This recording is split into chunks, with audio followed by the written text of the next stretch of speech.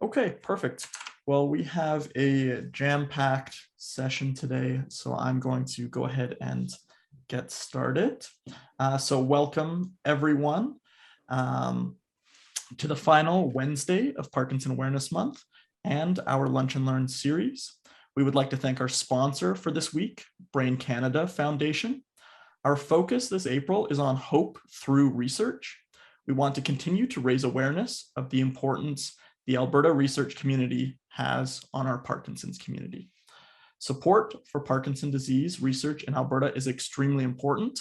By supporting the young scientists and healthcare professionals pursuing PD research in Alberta, PAA is helping Alberta to continue to make valuable contributions to Parkinson's research.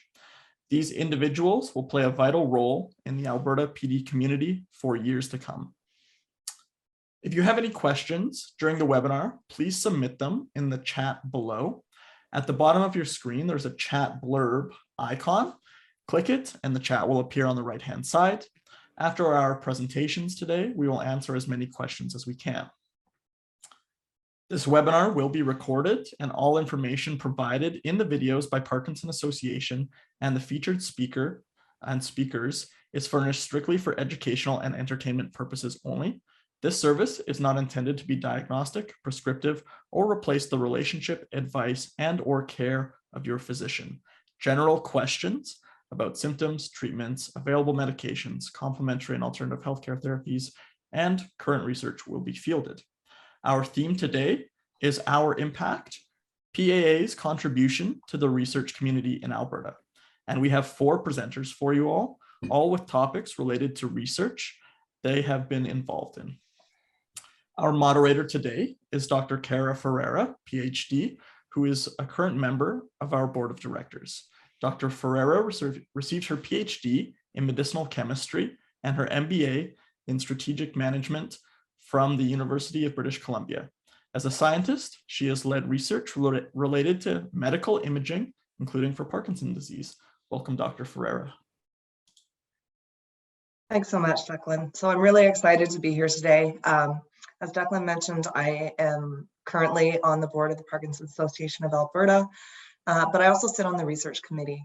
And so that, I think, is a very important part of the Parkinson's Association of Alberta. We take the donations that are earmarked for research and use those to support research across Alberta.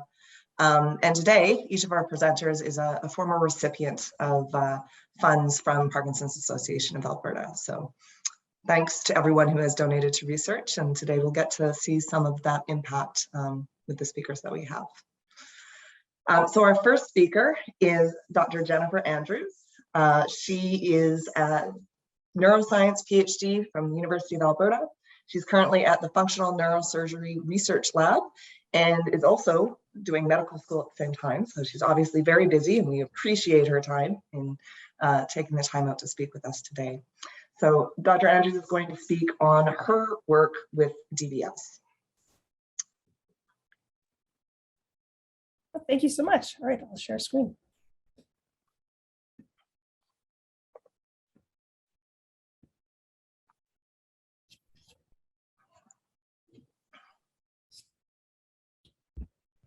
Okay, so thank you so much for inviting to talk to you all today. I'm going to tell you about a research project that I had done a few years back that looked at spinal reflexes and how they could potentially be used to improve DBS surgery. So this research took place during a postdoctoral fellowship I had done under the supervision of Dr. Tejas Sankar. He's a functional neurosurgeon here at the University of Alberta, and Dr. Francois Roy. He's a clinical neurophysiologist also at the University of Alberta. Before I get started, I'd really like to acknowledge and thank the Parkinson Association of Alberta. Without them, the research would not have been possible. So, advance. All right, so a little context to get us started. Parkinson's disease is a progressive neurodegenerative disorder that affects around 100,000 Canadians and involves a death of the dopamine-producing cells within the substantia nigra of the basal ganglia. And following the death of these cells, a person may experience the motor symptoms of Parkinson's disease, which include tremor and rigidity, slowness of movement, also known as bradykinesia, and postural instability. A person may achieve management of these symptoms through Parkinsonian medications, or levodopa, or dopamine replacement medications, and appropriate candidates may also receive deep brain stimulation. So deep brain stimulation, or DBS, is a surgical procedure that involves implanting a stimulating electrode into the brain, targeting either the subthalamic nucleus, the STN, or the globus pallidus internus, the GPI. And if the electrode is precisely placed within the target, a patient may achieve some control of their motor symptoms. And as well, they may also be able to reduce the amount of medication they take on a daily basis. However, if the electrode is slightly off target, they may experience stimulation-related side effects, as well as not achieving a control of their motor symptoms. So, as I mentioned, it's important to get this electrode in the right place, and there are a number of different steps that are taken to ensure that is the case. Starting with immediately before the procedure, the neurosurgeon will plan the trajectory that the stimulating electrode will take from the outside environment to the nucleus of interest. And this is done through MRI-guided stereotactic localization. And then once in the operating room, a micro electrode will be inserted along that path. And cells will be recorded from along the way. And once the microelectrode approaches or enters the target of interest, the surgical team knows they're there based on characteristic firing patterns. So I have it indicated here with the red box for the STN and the GPI. Now, once they're in the target of interest, the next step is macrostimulation. So electrical current will be applied at a number of different locations within the target at a few different stimulation intensities. And the surgical team will monitor the patient's response, their motor symptoms, and whether or not they have stimulation-related side effects. So interestingly and unique, important for this surgery is that the patient is awake. The lead is placed using just local anesthesia, but this enables this enables the patient to interact throughout. So here you can see in this image, the patient is being asked to perform a simple motor task, and they can assess whether or not the patient is having a positive therapeutic benefit from stimulation. So despite all these different techniques that are used to ensure the target is in the right place, electrodes can still be misplaced. And the literature reports that these rates can be as high as 12.5%.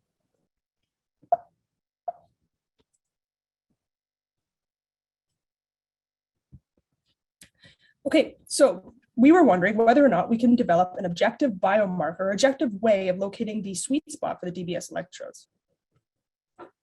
And if this were possible, then potentially we could reduce the risk of misplaced electrodes during surgery, and further to that, eliminate the need for patient interaction throughout surgery. So potentially the surgery could take place while the patient is under general anesthesia. So before I get into the spinal reflexes and how we use them intraoperatively, I'm going to explain what spinal reflexes we looked at, a little bit more about those ones specifically. So just before my PhD, before my postdoctoral fellowship, I did a PhD under the supervision of Dr. Richard Stein and Dr. Francois Roy. And we looked at spinal reflexes in people with Parkinson's disease and compared them to a group of age-matched controls. And we did discover that there are a number of reflexes that behave differently, specifically the Hoffman reflex or the H reflex. And it's not so different than the stretch reflex. You see here at the bottom corner, reflex hammer is used to strike the tendon. You get the characteristic flexion of the foot. Something similar, some of you may have experienced in a doctor's office, a tap below the knee and you get that leg kicking motion. Except the difference with the H reflex is there's a stimulus applied here at the back of the knee to the tibial nerve. The stimulus is sent up to the spine and then back down to the muscle, and it's recorded from using these recording electrodes. Hopefully you can see my mouse. Please let me know if you can't. Then we record from the soleus muscle, and this is that reflex arc. So I'll bring your attention to these little squiggles here at the bottom, this top line. These are data that were taken from individual subjects. So this was a healthy control subject, age matched to people with Parkinson's disease. And then here within this gold box here, this is the H reflex response. So this is the response recorded from the muscle. Now, if a second stimulus is delivered to that same pathway, the second response is reduced. And this phenomena is known as homosynaptic depression.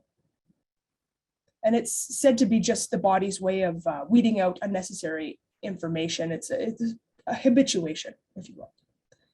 Now, in people with Parkinson's disease, interestingly, when their deep brain stimulator is turned off, the second H reflex is not reduced, not nearly as much. So they have a much quicker recovery of that second H reflex. But then when their deep brain stimulator is turned on, the recovery resembles that of those seen in the healthy age-matched controls. So it was clear from this work that the H reflex and its recovery is quite sensitive to Parkinson's disease and to the treatment applied with DBS.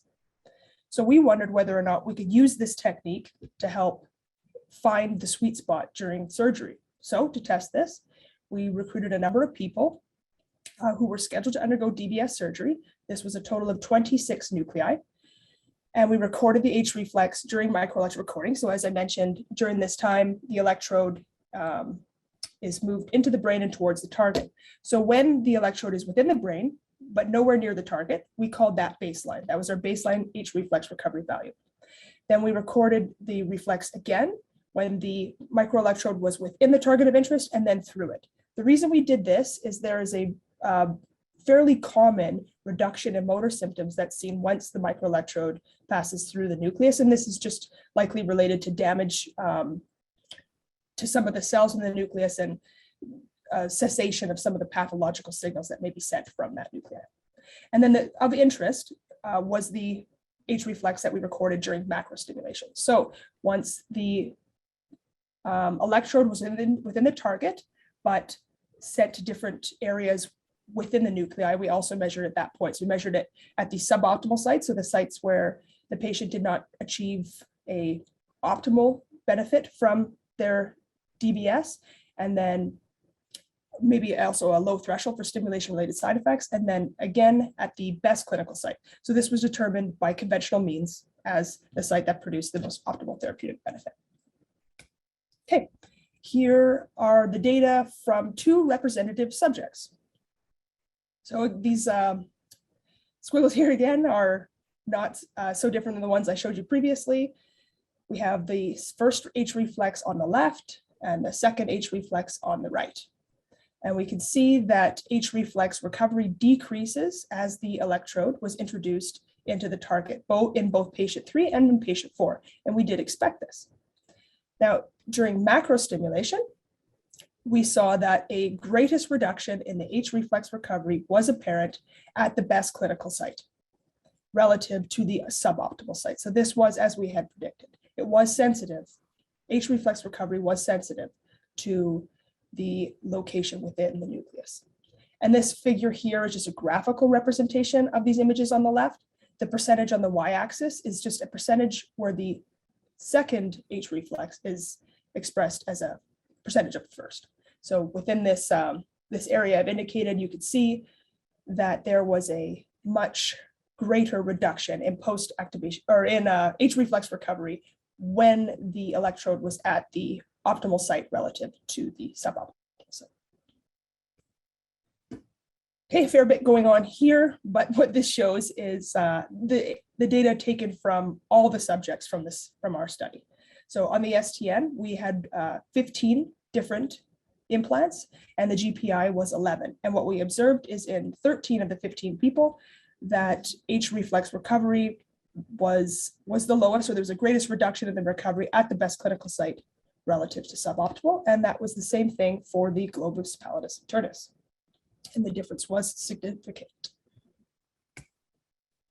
The last figure I'm going to show you was a dose response curve. So now we are at the sweet spot, the optimal location determined using conventional means, as the steps I told you about earlier. But here we applied 3 different stimulus intensities from the stimulating electrode within the brain. So subthreshold means this was an intensity that was too low to create a positive response from the stimulus. Optimal, this is when the patient was maximally managed. And then super threshold, here the patient had some stimulation related side effects. And what we saw is that there was a greatest reduction in H reflex recovery at the optimal site relative to, or at the optimal stimulus intensity relative to subthreshold and suprathreshold stimulus. So in summary, what we saw is that as we had hoped, H reflex recovery, the greatest decrease in that does correlate with the optimal site of the DBS electrode, and as well with a therapeutic level of stimulus. And this suggests that potentially this could be our biomarker is signifying optimal placement of the electrode during surgery. It could help reduce the risk of misplaced electrodes during surgery, and then potentially allow the procedure to take place under general anesthesia. So our next steps are to examine this pathway and repeat this protocol in patients while they're under general anesthesia to see if things hold up. And that's everything. Thank you very much. I look forward to any questions anyone has at the end of this hour. Great. Thank you so much, Dr. Andrews. That was really interesting, and I'm sure there'll be some questions at the end. So we're going to move on to the next speaker, who is Dr. Kenneth Murdoch. Dr. Murdoch has a background in education as well as psychology, and is a researcher at the Hope Studies Center. I believe that he is not actually here today, but that he will be, we have the presentation recorded. Is that correct, Declan, I believe? Yes, that's correct. And if anybody has questions, you can still post them in the chat, and Dr. Murdoch will respond via email after the presentation. Perfect.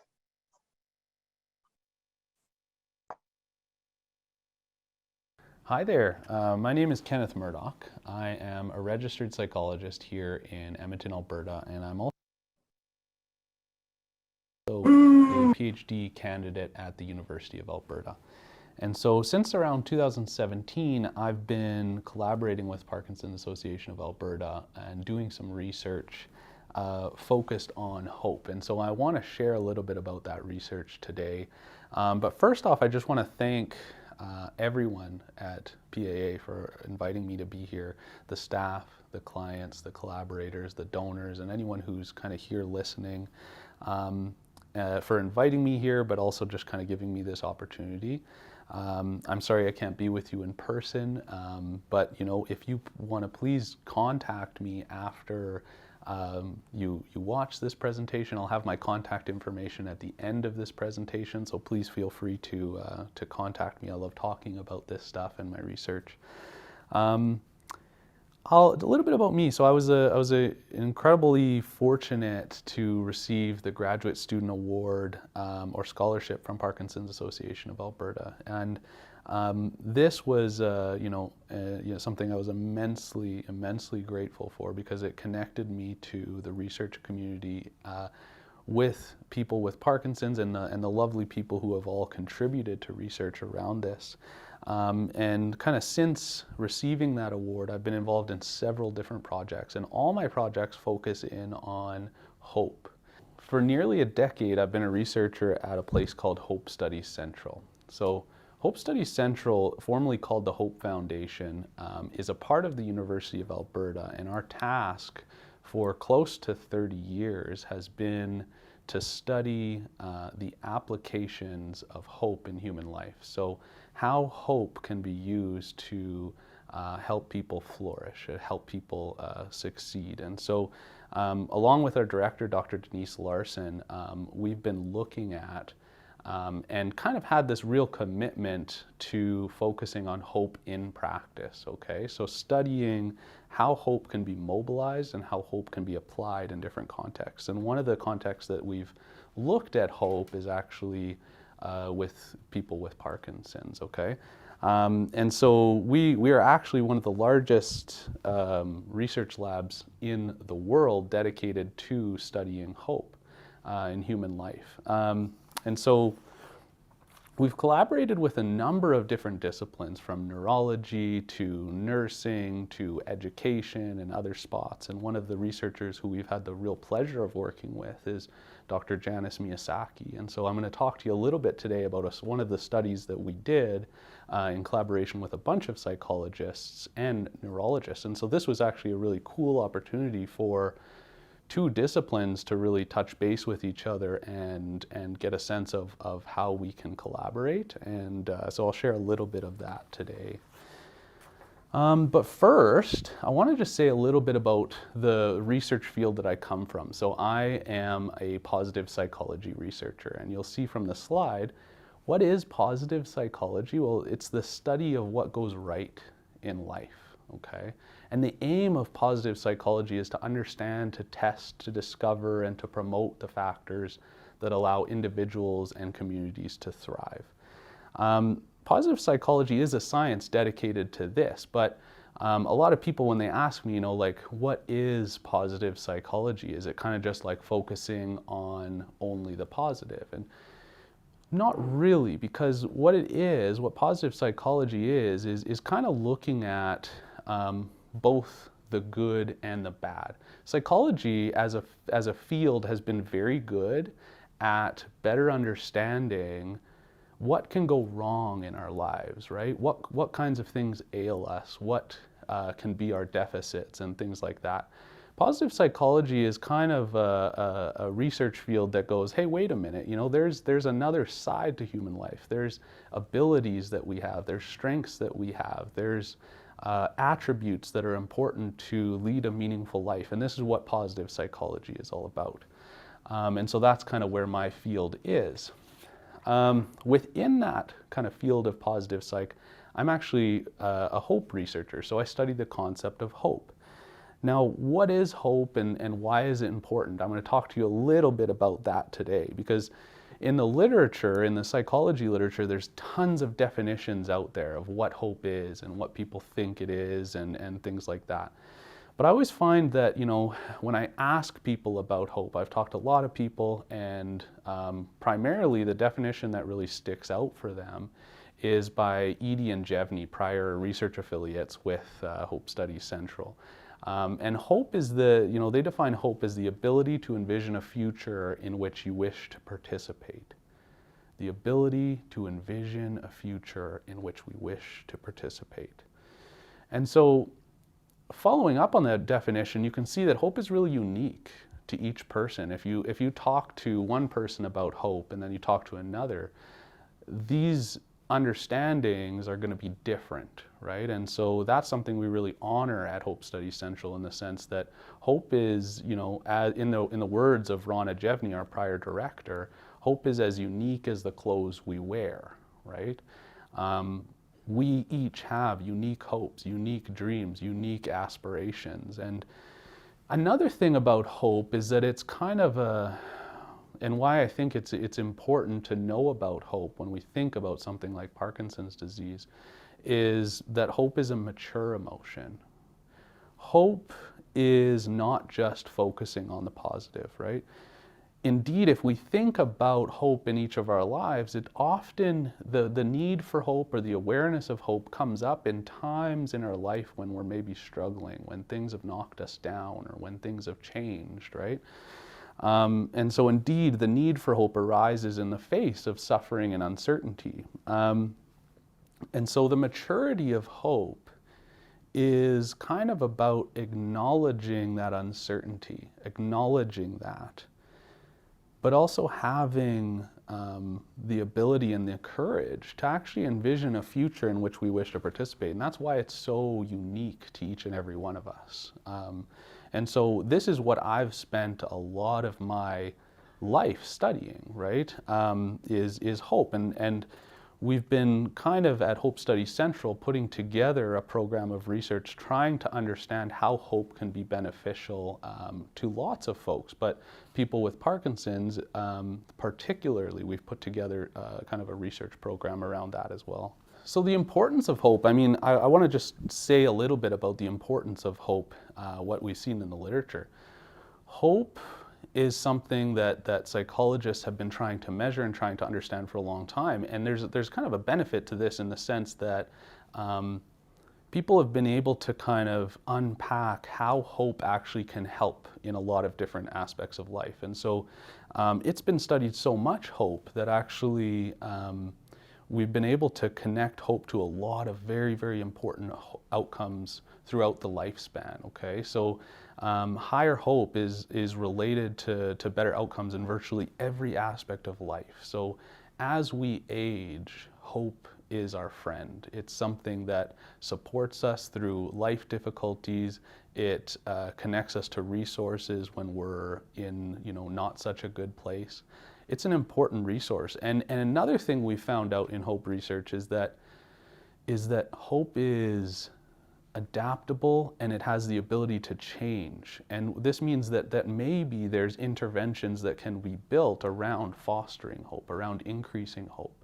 And this has been something that's been demonstrated in research with students and research with adolescents, in research throughout the lifespan. So this is kind of a really exciting finding that we're seeing, and we're finding that these interventions can actually lead to increased coping, increased well-being and reducing symptoms of like depression and things like that.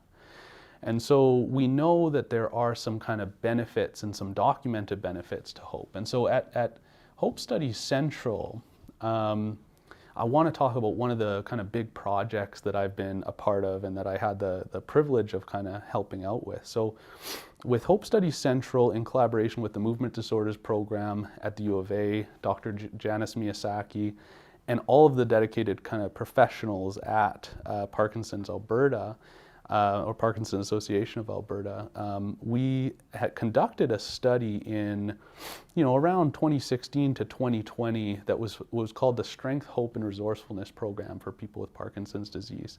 This was basically a 6-week positive psychology program aimed at actually supporting folks who had been recently diagnosed with Parkinson's disease. And this group was led by 2 psychologists. So I actually got I had the opportunity to lead this study and to organize it and to design it. And this was, a group led by 2 psychologists, and the focus was to help people discuss hope in their lives and to connect with their strengths. So the idea was this, is that sometimes when we encounter something like a diagnosis of Parkinson's disease, but it doesn't need to be just that, it can be a challenge or anything like that. This can be really a moment where our hope is challenged, right? And it can fundamentally change our relationship to life and our relationship to identity, right? And to who we are, right? And each and every person who is diagnosed with Parkinson's disease has unique hopes, as we've talked about, has unique dreams and strengths and important attributes, right? And when someone is diagnosed, it can maybe throw some of that. It can maybe throw some of that into a feeling of disarray, right? And we might forget about the things we're good at. We might assume that maybe they're no longer possible, or they're no longer possible in the same way, and maybe part of that is true. But in another sense, what this group kind of was aimed to do was to have activities that actually got people in touch again with the identities and the strengths and the abilities that came before the diagnosis. And so we got a bunch of folks together who had been recently diagnosed, and we got them to talk a little bit about these strengths, to intentionally look at them and to intentionally look at hope. And so we ran this group, and we did some interesting things. We interviewed folks that participated in the group, and also we tried to assess, how helpful the group was. And so we set up this whole design, right? And we found some very interesting results. We found that everyone in the study actually improved, even the wait list. So that was kind of an interesting finding that we saw in this study. And what made our results, in some ways very interesting, because we actually had a lot to unpack, and we actually gathered a lot of results from this study. And so I actually had the privilege to actually get to know a lot of these participants, to interview them, to learn about them and what their experience was.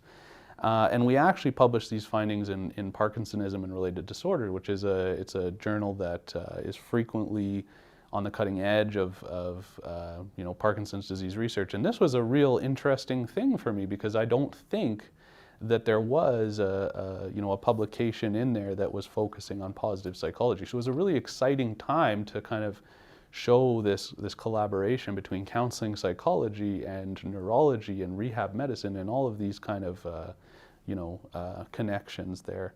So we got a lot of data from this study, and so there's a lot of forthcoming contributions that I want to talk about here. First off is we're trying to document the group, and we're actually publishing a document that looks at how this group was actually conducted, so that organizations like PAA or other support organizations around the world can access this and go, okay, what is a way that we can kind of help people connect with strengths, connect with hopes, and connect with resources. So we're actually publishing that, and then we're working also on an expanded look at our qualitative findings. And so stay tuned for that. That's coming up as far as that research is concerned. But you can see at the bottom of the slide there, our first publication there in Parkinsonism and related disorders. So if you're interested in looking, please do go have a look. It's something we're really proud of, and I'm really excited as a graduate student to be able to build on. And how I'm building on this, and what I'm really excited to kind of share with you today, just at the end here, is new avenues of PD research in psychology. And so as a positive psychology researcher, as a psychologist, I want to do one really important thing, and that's that first kind of emphasis on the slide, is I want to elevate patient voices. And I want to better understand the lived experience of what it's like to live with PD, and I want to make these voices and these understandings heard, across the research community. What I learned when I participated in that Strength, Hope, and Resourcefulness program for people with Parkinson's was I listened to a lot of the stories, and I heard them, and I thought to myself, like, this needs to be heard, across different disciplines, right? We need to have have our disciplines, whether it's neurology, whether it's nursing, whether it's counseling psychology. We need to elevate the patient voice and kind of better hear what the experience is, because then we'll be more sensitive to how we can support those with PD. The next thing that I think is on the kind of cutting edge of PD research is synthesizing existing research, because actually we're approaching an encouraging notion in psychology research and PD research in general, is that some of this lived experience research that is being done is there, but it may not be in a space where it can be accessed thoroughly by professionals. And so maybe the voices are there in the literature, but they haven't been synthesized. And so this is another area where I think that I can contribute and that I've been kind of working on recently. The next thing is kind of developing and honing interventions to support the mental well-being of those diagnosed with PD, and not just to focus on the problems, because the problems are important. They are. We need to understand what's going on and what is kind of, what are the struggles associated with PD, and we want to know a little bit too about how we can build on strengths, how we can get in touch with our abilities and things like that.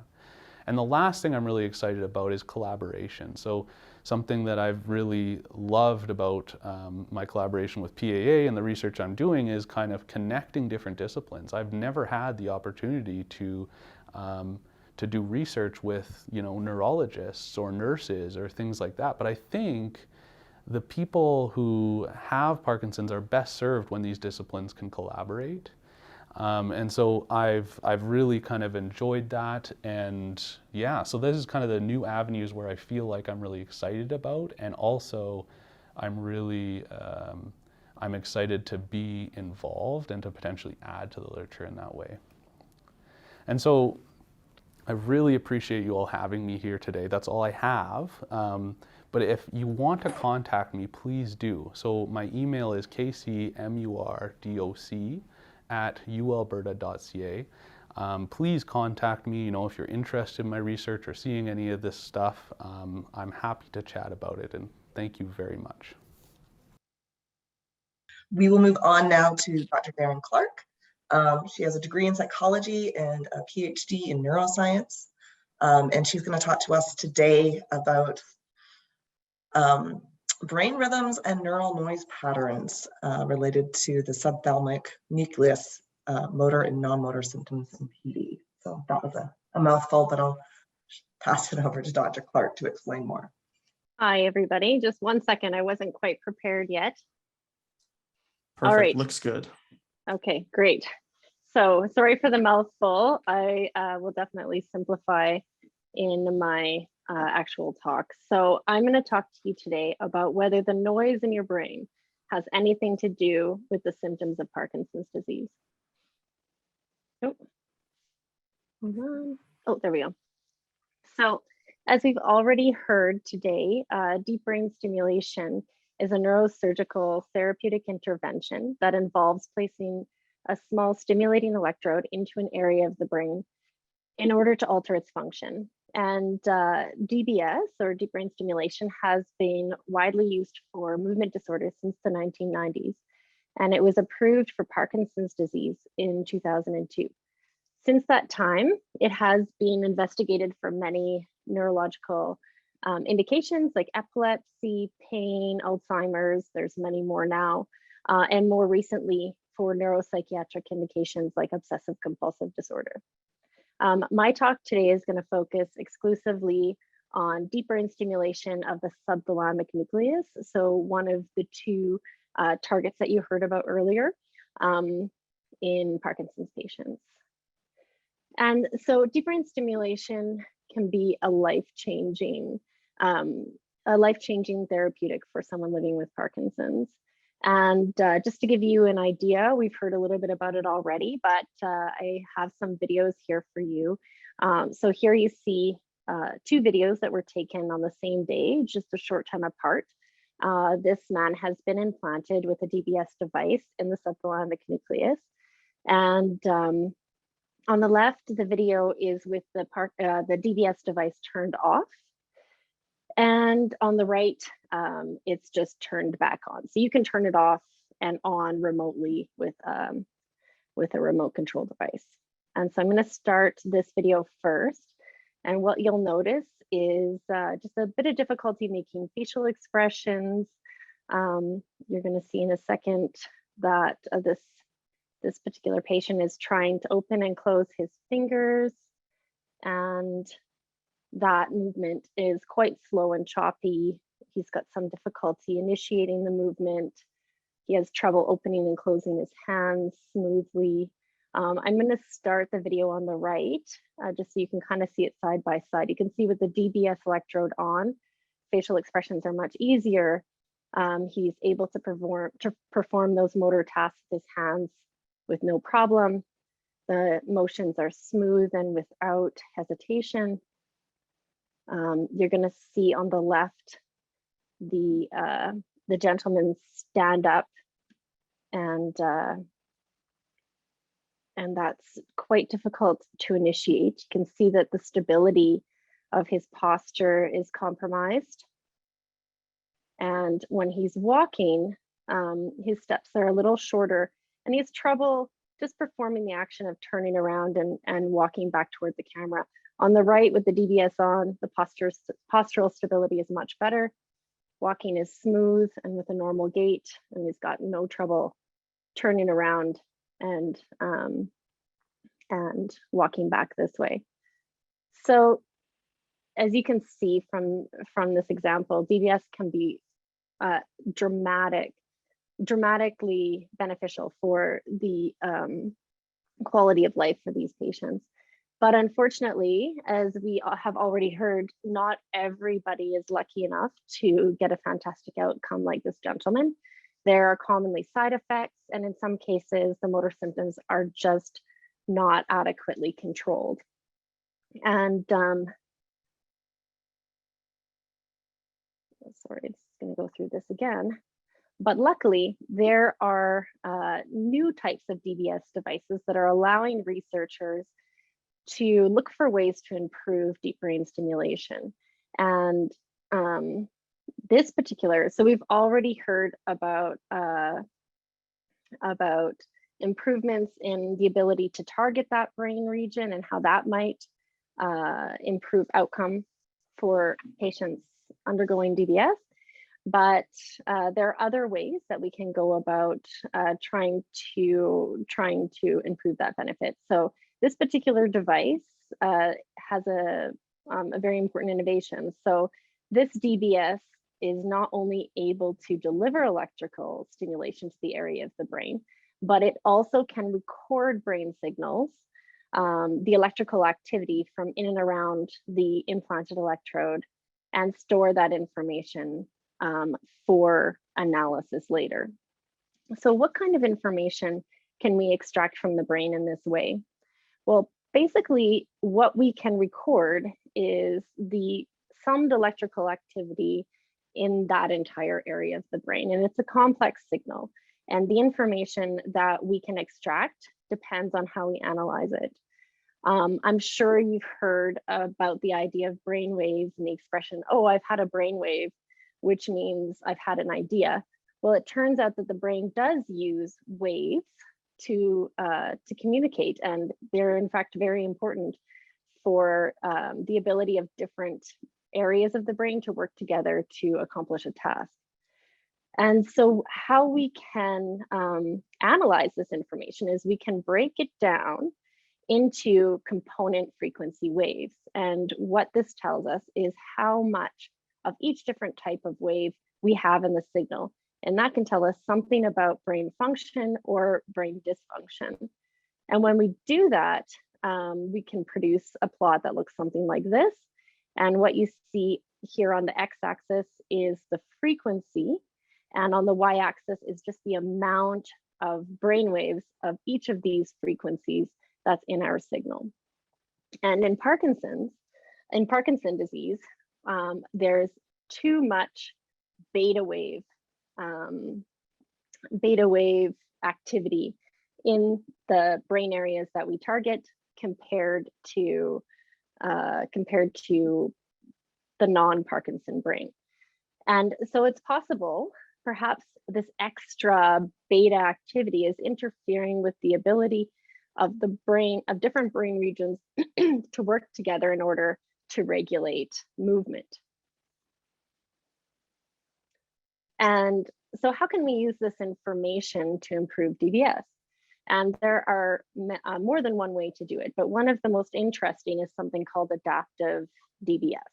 And this system depends on the idea that there's some signal that we can measure in the target area of the brain that relates to symptoms of the disease we're trying to target, and can be used to change the way that the stimulator works. And in the case of Parkinson's, in case of Parkinson's disease, the brain signal or biomarker that is being investigated for adaptive DBS right now is this extra beta.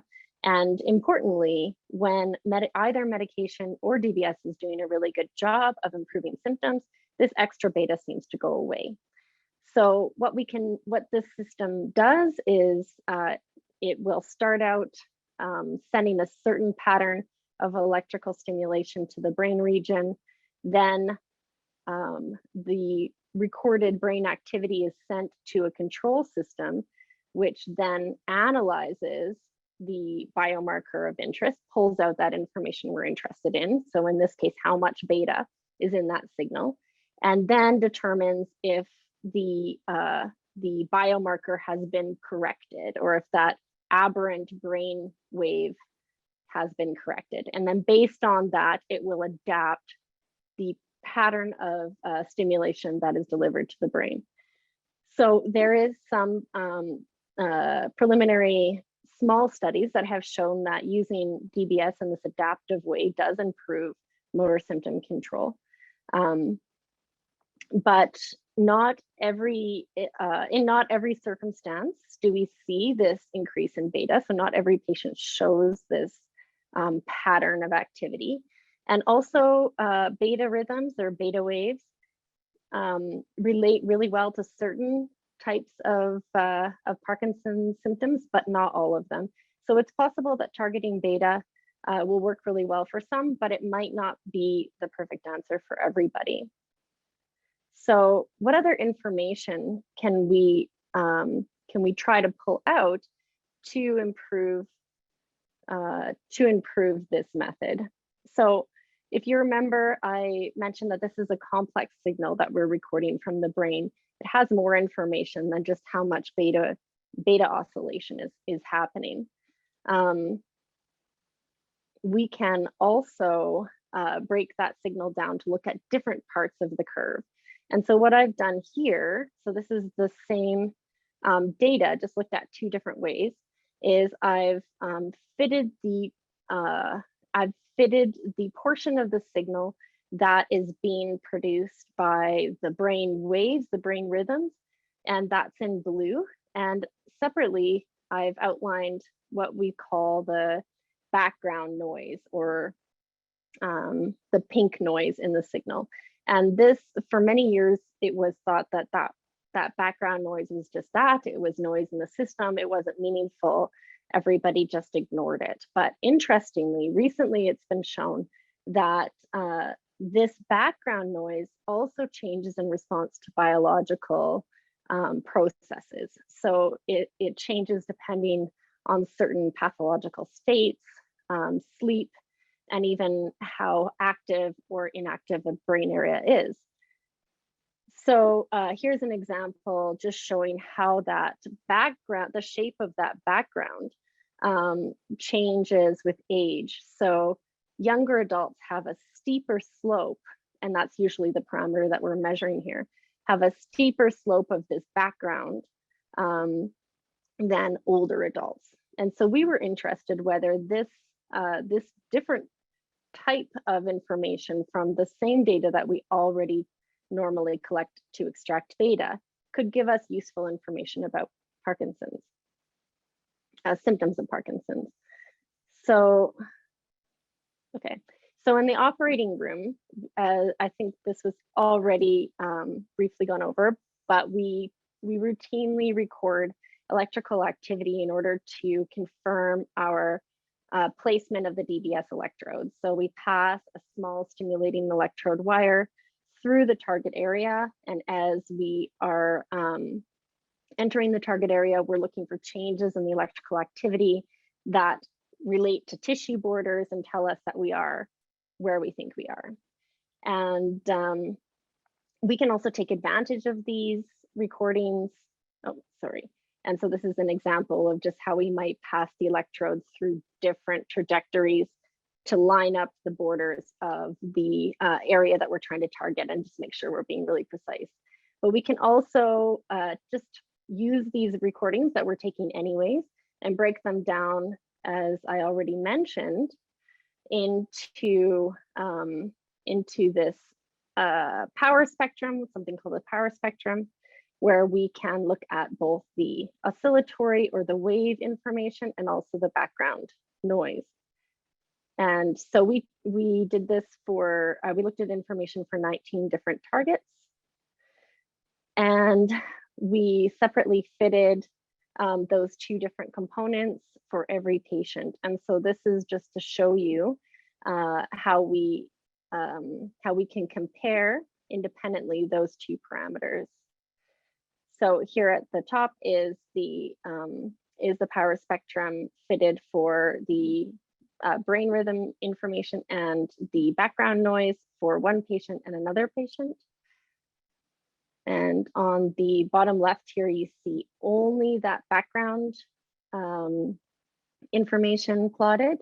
And on the right, you see only the extracted oscillatory peaks. So only the information that's coming from that oscillating brain rhythm. And then we can extract values for each of these. So we look at the steepness of the slope for the background activity, and we look at the area of any peaks of any oscillatory bumps that have their central frequency in the beta frequency range, so between 15 and 35.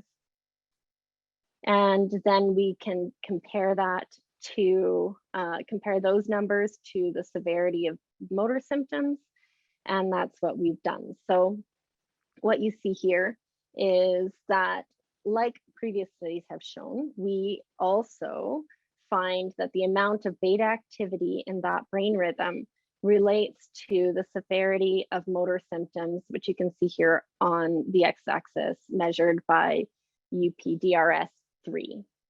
But excitingly, we also find a relationship between the slope of that background noise and motor symptoms. So this is really cool, because in the case where we don't see that beta peak, even when someone has fairly severe motor symptoms, like in this case where this person has moderate to high motor symptoms, but they don't have this increased beta power. So in that case, it wouldn't work very well for an adaptive DBS for that person. But that same person does have information in this other type of metric, in this background noise, that might be useful. So it's possible that this slope of the background might serve as an alternative biomarker in cases where beta just doesn't seem to work. And even kind of more exciting is we looked at using both of these metrics together and using that to try to predict how severe that person's motor symptoms were. And that did a much better job than either alone. And for the people familiar with statistics, this is the resulting numbers from that multiple regression. So it might be that in all cases, using both of these metrics together might do a better job of giving us information about motor symptoms that can be used to inform those adaptive DBS models. And this is less related to the adaptive DBS system, but you can also use these types of brain signals to predict from the region that you're targeting, to predict whether the outcome will be good or not so good at a later time point. And so we found that beta power actually didn't significantly predict whether the person was going to respond well or have a good reduction in motor symptoms at 1 year, but slope did do a little bit better job. And so this can be used in that kind of precise targeting piece, where you can look for areas with these more indication of these biomarkers, and know that maybe that's a better place to target than somewhere where you don't see them. And so in conclusion, we found that neural noise does relate to motor symptoms of Parkinson's, and possibly considering neural noise together with beta information, so information on those beta waves, might be the best to predict both current motor symptoms and potentially long-term benefit of DBS. So it appears that neural noise does have potential as an alternate or potentially complementary biomarker for Parkinson's severity and DBS targeting. So of course, we're interested to see if that information could be integrated into a closed loop or adaptive DBS system. And as I mentioned before, not all Parkinson symptoms are created equally. And so possibly alternative biomarker like background noise might do a better job of relating to non-motor symptoms of Parkinson. And that's it. So I wanted to thank everybody, and I meant to thank Parkinson's Association of Alberta up front, but I got distracted by the change in schedule. But it was actually very important for me as well, because the majority of my work with DBS was actually on treatment-resistant depression. And I had worked on a three-year trial looking for biomarkers like electrophysiology, but also brain imaging, that kind of thing. And I had not worked with movement disorder patients, and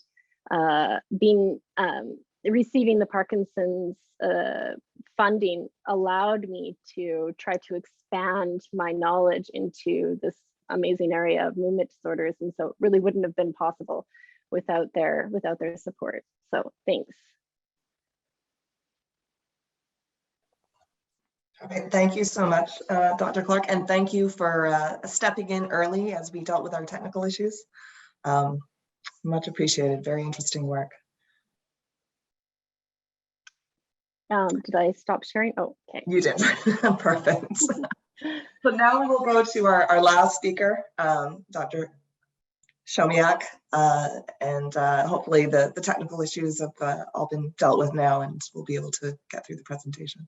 Sure, yeah. Well, thanks everyone for sticking around, and I will sort of go through this and you know, hopefully save some discussion at the end. So I'll go through fairly quick because I want to respect people's time. So we're going to talk a little bit about developing new technologies for digital biomarker identification of Parkinson's. Next slide. And so when we think about, you know, digital biomarkers, we want to think about really what they are. Yeah, right here. So they're really just biobehavioral signatures that are embedded in data collected by digital devices. They found tremendous use in clinical medicine for, you know, helping diagnosis, tracking disease progression, as well as evaluating effectiveness of different interventions, whether that be pharmacological or non-pharmacological, like rehabilitation. I think there's two benefits that I just want to highlight with the illustrations on the right. One is opposed to traditional paper and pencil, you know, handwriting tests to assess motor function. In the digital world, we can actually get multidimensional signals. So not only can we get, you know, changes in the XY coordinates in that two-dimensional signal, but we can also get information in multi-dimensions. So the pressure. So is there variability in how, you know, the individual's holding the stylus to complete the handwriting task. And the second component I think is important to recognize is on the bottom. So instead of having a simple sort of binary yes versus no type decision process, if we combine it with digital data, we can actually get you know, probability type outputs, which allows us to provide confidence in the particular decisions that are made, as well as the fact it can also be used to maybe identify people that are at risk. So instead of being on the side of a no, it could be a no, but maybe at risk and they need to be monitored. So I think there's some advantages in those cases. Next slide, please. So on the left is really sort of a historical path of the development of the technology. So we need to think about sort of the two sides, and on the first side is the technology. So early interventions or early tools that were used in the technology field were looking at really bulky equipment measuring physiological signals, but you're sort of bound to the laboratory, which really only provides a snapshot of a particular physiological signal at a moment in time. That sort of developed to smaller, more you know, portable devices, but again, and that's shown in the middle, but they were still wired, right? So they weren't wireless yet. So we could get gait measurements and movement measurements, but again, it was still sort of bound to the clinic, right? Or the research lab or what have you. So again, it was very limited in sort of the scope of the type of information you could collect. And then over the past decade or so, we've seen sort of a rapid expansion of technology and innovation and manufacturing and massive amounts of data collection through wireless devices that extend beyond the lab, so we can capture data in sort of more naturalistic conditions at home, shopping, wherever. So there's been sort of a real sort of growth in the data collection from the technology side, just due to advances in technology. On the far right just illustrates some of the tools that my program uses, so wearable sensors for assessing gait in Parkinson's, rehabilitation training in Parkinson's, as well as you know, digitized handwriting analysis for looking at motor symptoms. Next slide. And this just shows, again, the three-dimensional nature that we can sort of capture additional information. Next. So we've seen a massive growth in the technology side, but where is the state of the art in terms of the data analytics? Because capturing all this data is great, but we want to be able to use this data and extract useful information. And so that's where sort of the field is really sort of trying to catch up. Next slide. So that's sort of on the bottom, it just sort of parallels some of the technology innovations. And really trying, just going to summarize this with sort of two main issues.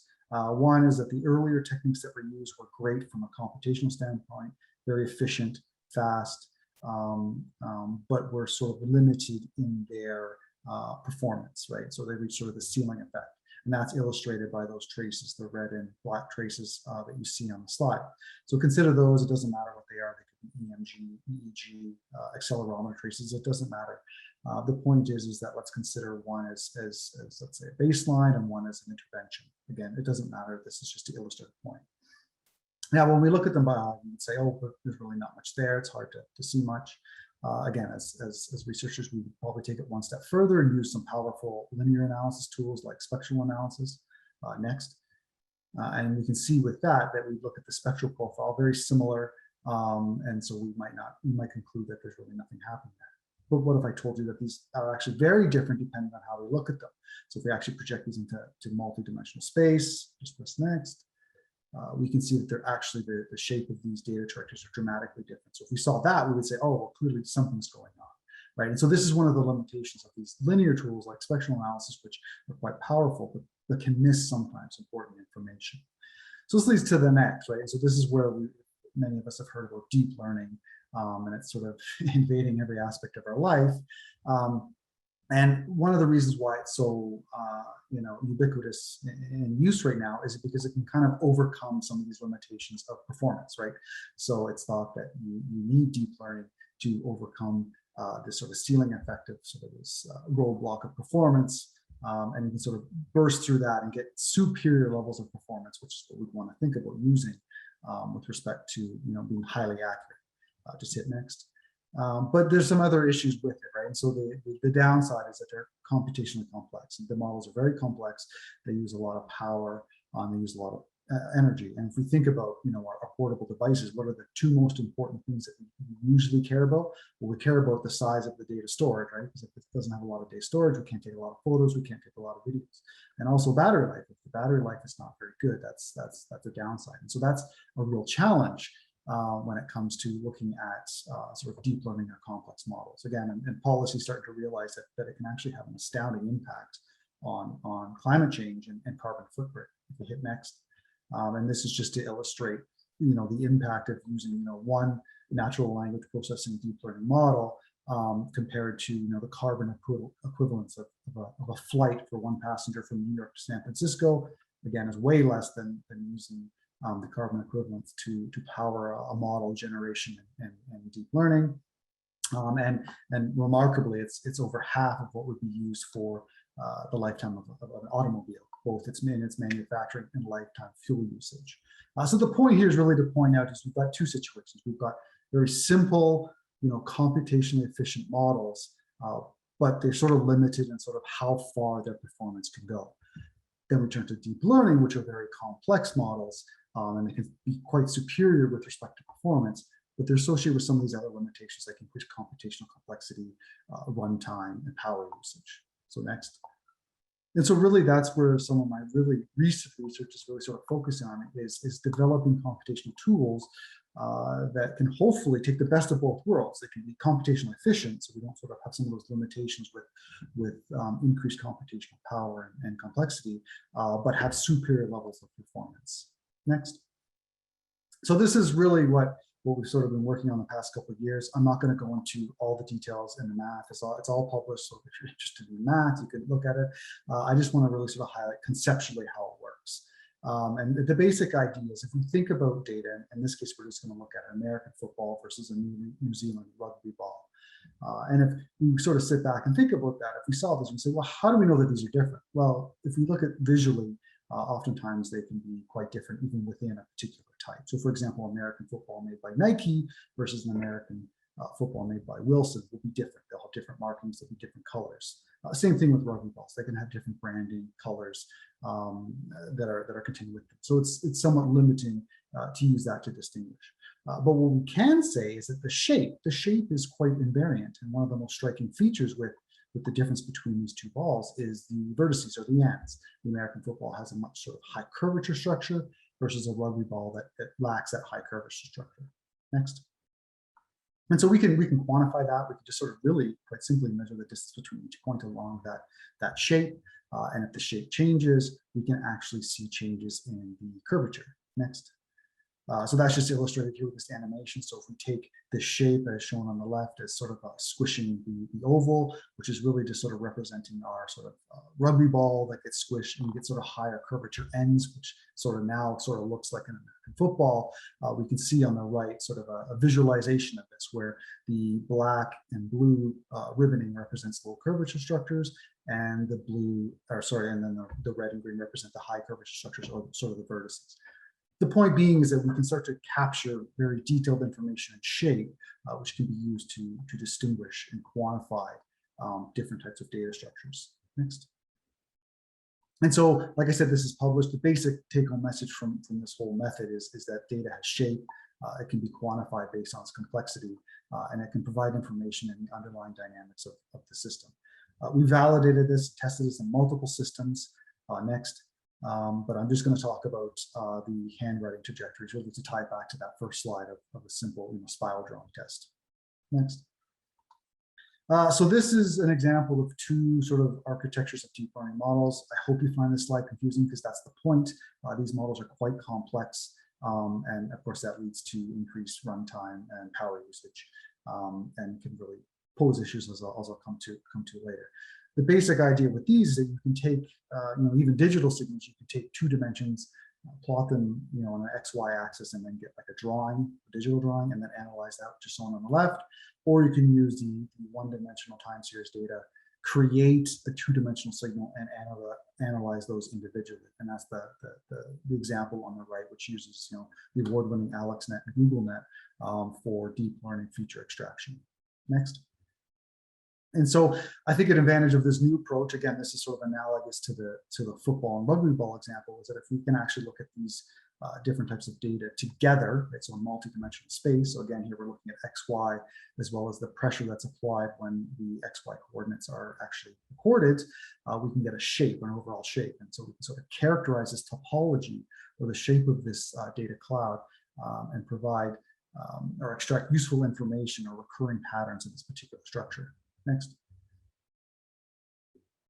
And so this is just some of the results. So we compared deep learning models, so 4 of them versus our new proposed model, which is at the end.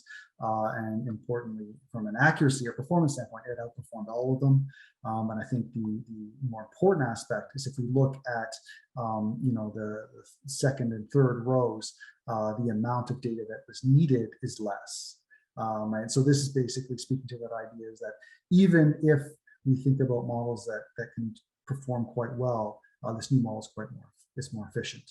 Next.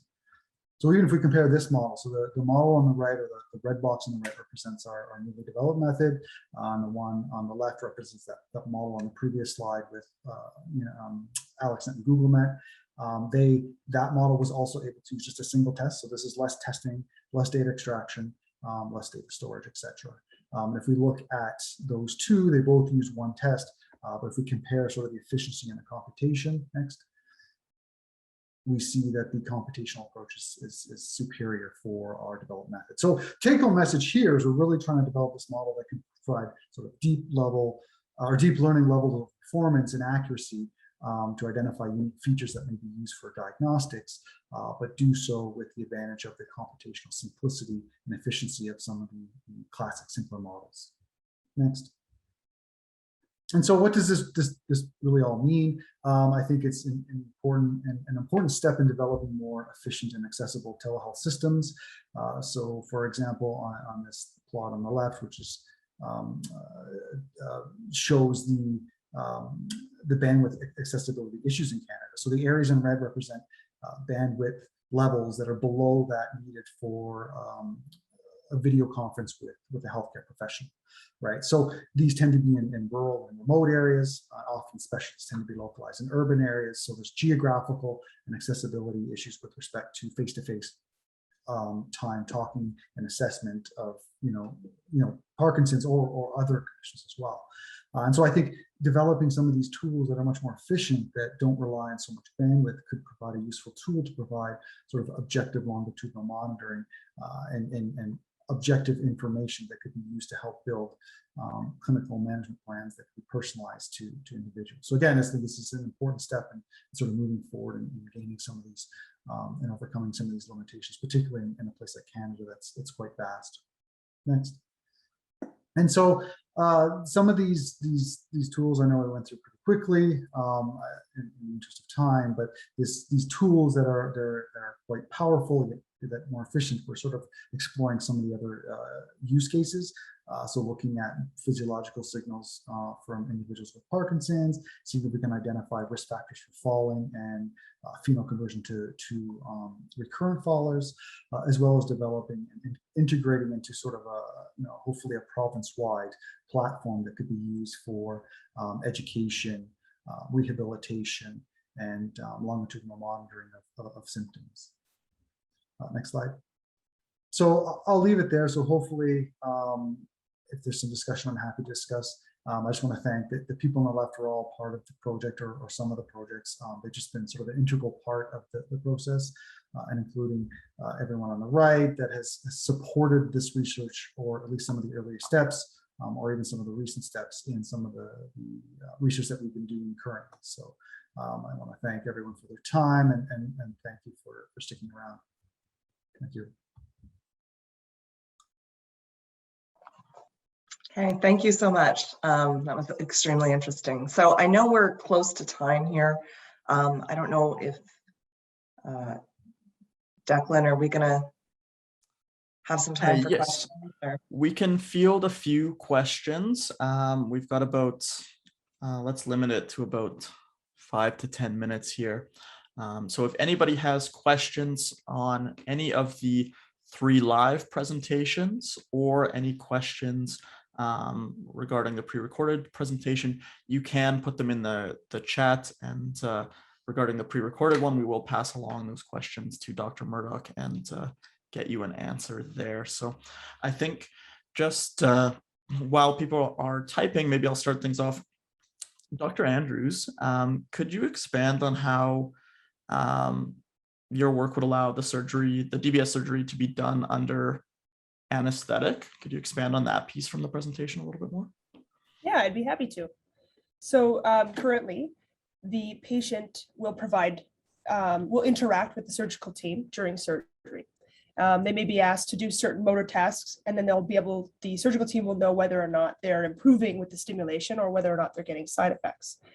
So right now, that's critical. That's a piece that can't really be taken away in order to get the electrode in the right spot. But if we could develop a way of knowing that we're in the target objectively, like this H reflex, if it's as sensitive as patient feedback, potentially we could eliminate the need for patient feedback. Was that clear, or should I go into a little more details? Yeah, I think that answers the question. Thank you very much. Oh, no problem. And then, well, I guess I'll continue to ask a couple of my own questions while we're waiting here. For Dr. Chomiak, I know that we have quite a few clients who are in those rural areas. Could you expand on how your research or the devices would make telehealth more accessible or successful for people in those areas? Yeah, for sure. So yeah, I know I kind of went through kind of quickly, but I wanted to, it's great. Thanks for asking the question so I can expand a bit. So I think importantly, speaking, and I work with neurologists for the movement disorder clinic, and we collaborate on projects. So I get input from what they need to make informed decisions for the clinical management plan of their patients. And so one of the main ones is, of course, face-to-face is ideal, but in certain situations, as we know from the pandemic as well, the telehealth has become a bigger issue. It's also revealed bigger problems or limitations, particularly in Canada, like I said, because we're both geographically quite large and there's bandwidth limitations. So the idea there is that if an individual is in a rural or remote area, oftentimes, as I showed on the plot with the red dots, the bandwidth for even like this, for face-to-face, so the physician can actually physically see, at least via video, but it can at least see the patient and whether they're doing a simple task, finger tapping task or whatever, they can see that. The problem is that in some of those areas, they don't even meet the minimal requirements to have such a video type conference call. And so the getting objective data becomes problematic. I mean, the physician can rely on self-reported, but we know that self-reported data can be limiting, especially if it's being used to build personalized clinical management plans. So the idea here is if we can have portable technologies that can be easily integrated into daily life, capture reliable data, which is sort of that technology piece, which I think we're there. I think that's pretty close. But then taking that data that it's collected and extracting meaningful information that can inform the clinician on how to move forward. So that may be, how to manage medications, the rate of disease progression and how that might impact different types of interventions, whether again that's medication, rehabilitation, DBS. So I think in that case we could have these tools that are more efficient, doesn't require the same bandwidth as face-to-face with me through a video chat, but could still provide useful objective data that could be used to support the clinical decisions that the specialist would need. Perfect. Thank you very much for expanding on that point there. So we have one question from the audience here, and I believe this would be for Dr. Andrews, expanding upon the previous question. Is there a patient preference to be asleep for the DBS procedure over being awake? Is this feedback being used to guide future DBS surgical practices? That's a great question. I think a lot of patients would prefer to be asleep. It is a long procedure and it is quite daunting to the idea that you're going to have an electrode implanted while you are awake. So there are patients that would prefer to be asleep. There are some patients that actually are, they're not candidates for the surgery because they can't be awake, whether or not fatigue is the issue, or any number of factors where they would need to be under general anesthesia for a lengthy procedure. So this may allow more patients to be candidates. See, that would be your first question. And then the second question, is it being used to guide future DBS surgical practices? Well, so not at this time, though on every instance, I was blinded to the patient's outcome. And the neurosurgeon was blinded to the H reflex recovery.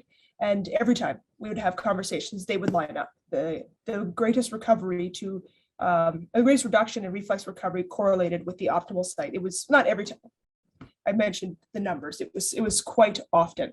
So we're getting close. But at this time, it is not currently being used. The traditional methods are what's taking precedence, but we're hoping in the future that this will be used. The neurosurgeon here at the University of Alberta, who does all the DBS implants, is quite interested in this as well, whether or not we can apply this instead or as an adjunct to other procedures that provide information about where we are within the target. Perfect, thank you. And then the last one here for Dr. Clark. Dr. Clark, what are the next steps for your research and how will it be integrated with the DBS procedure?